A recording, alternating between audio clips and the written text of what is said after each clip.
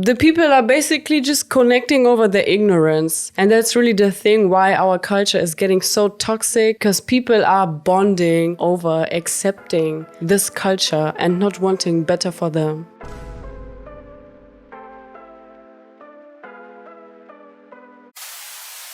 I would like to give you guys some examples on what I've been talking about earlier about the devilish behaviors. What I'm referring to is basically when you talk about light and dark, it's a light spectrum, and light also carries frequencies. So the darker you go, the lower the frequency is going to be. There's a whole scale for that, from the lowest frequency, which is shame, to the highest frequency, which is enlightenment. Yeah, which literally includes the word light. What I'm referring to is really what I talked earlier about, how our culture is really accepting the devilish frequencies as normal. That really erased a lot of purity within our culture. The light frequencies, like joy, happiness, being normal things, you know, being happy with your family. Of course, it hasn't been this way for everyone and everywhere, but like what I'm referring to right now is really our culture as a whole. Some examples that I can give is just recently, so many people have been awakening to the videos, the information on the World Wide Web about how some concerts are even obviously held collectively in such low frequencies. I hope y'all brought enough water with y'all. It's about to get real hot. Yeah. Because with this next song, we ready into the shadow realm and into the gates of hell. Hey, yo, what'd he say? Yeah! What'd he say? So y'all motherfuckers better be ready to sell y'all souls. Oh, nah, hold on. I think I'm at the wrong concert. I just need y'all to stand these lyrics with me. Hey, yo, Come on, DJ, spin that shit. Yeah! Are you ready to sell your souls? Like, what the fuck was he saying? Yeah. Well, I don't care. Like, yeah.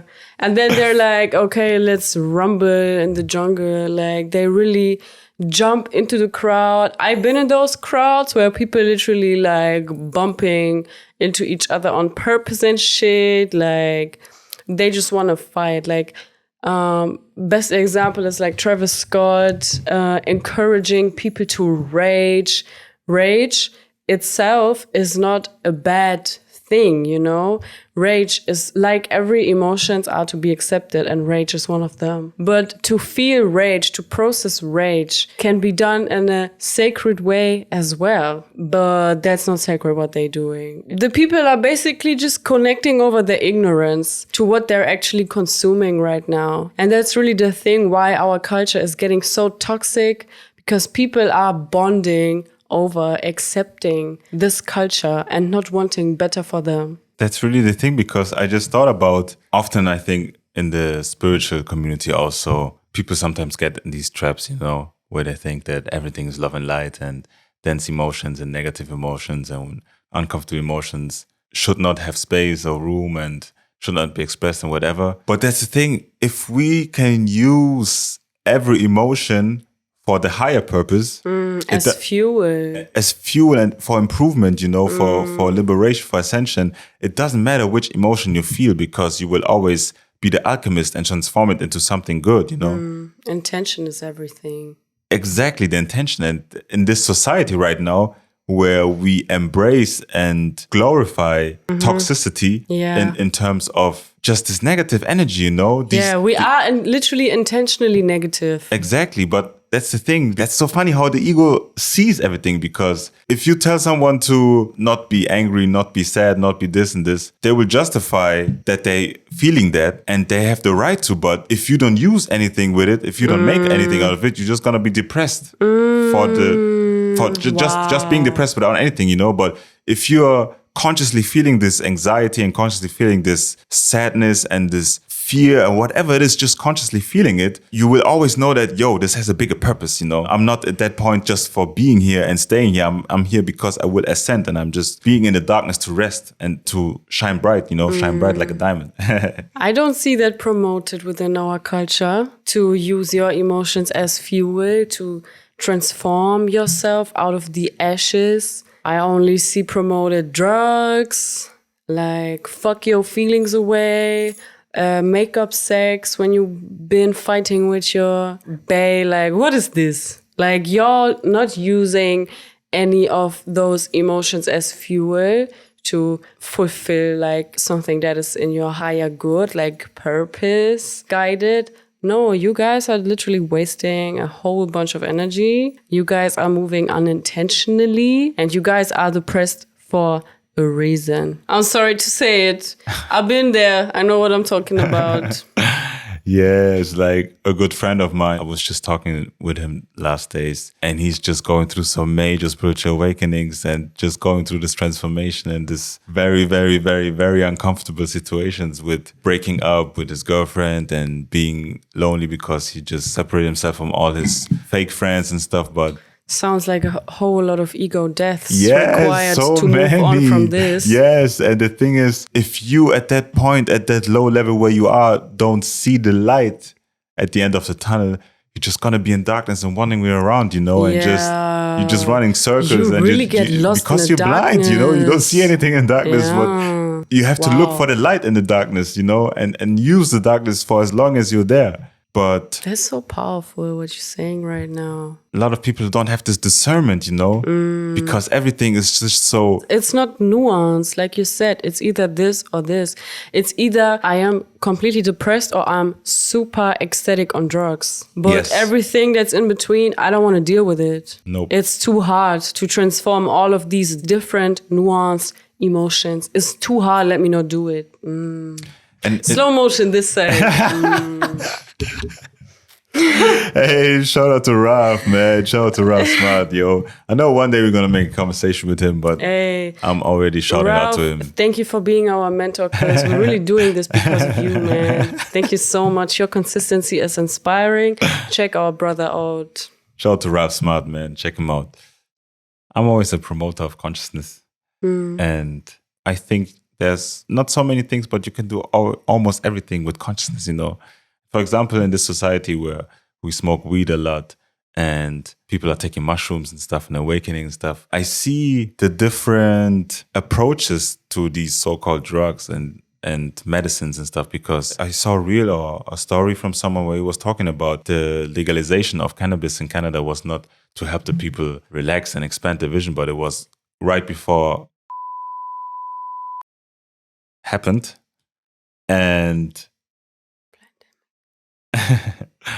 and the people should stay lazy and stay at home and don't have this discernment about what's going on, you know. When I think about how we smoke weed, for example, and we smoke weed like to really expand our consciousness and to connect, and we do it with consciousness, you know. With intention? With intention, yes, with intention. A different intention, because I also had a phase where I smoked out of laziness. And that really gave me unpleasant results. And it was also during a time where I was definitely severely depressed and not able to see the light. I was really focused on my problems. And then when I smoked, I tried to run away from it initially and calm down from the weed. And also you hear everywhere it's medicinal, so it will help you. People use it to get healthy and stuff, or like improve their life, but the thing itself won't do anything to you. It's like really just enhancing where you're coming from. So when I'm smoking, when I'm on my phone, I'm like just gonna be on my phone longer. When I'm smoking, when I'm dancing in the mirror, I'm just gonna go deeper and deeper and crazier with the dance and unlock new levels. And that's with anything. Like whatever you're doing, the herb can be used or abused. Nothing is for free.